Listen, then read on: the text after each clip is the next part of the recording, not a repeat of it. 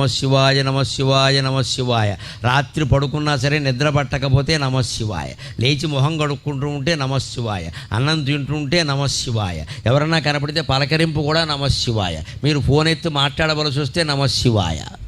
ఇంత ఇదిగా భగవన్నామాన్ని మనం సొంతం చేసుకుంటే అన్ని రకాల పాపాలు కాదు, సకల కర్మలు నశించిపోతాయి. అన్ని కర్మఫలాలు పోయి జ్ఞానం పొంది మోక్షం పొందుతాం. ఎప్పుడూ ఆనందంగా ఉంటాం. భగవన్నామస్మరణ అంత గొప్పది. అలా చేస్తేనే శివుడు కాపాడుతాడు. గమనించండి, ఇలా ఊరికే దండం పెట్టేగానే ఏం కాపాడాను. అలా అయితే అందరినీ కాపాడాలిగా. మనం చెయ్యాలి, ప్రార్థన చేయాలి ఖచ్చితంగా. అది ఆర్తితో జరగాలి, కన్నీళ్లు రావాలి ఖచ్చితంగా. ఆ కన్నీళ్లతోనే భగవంతుడి పాదాలు గడగాలి.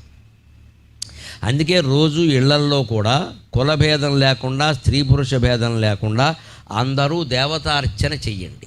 బ్రాహ్మణులు చేసే దేవతార్చన వేరు. వారికి వంశపరంపరగా ఏదో వస్తుంది, వారి పద్ధతిలో వారు చేస్తారు. వారి బాధ్యతలు వారిని చేయనివ్వండి. వారిలాగా చేద్దామని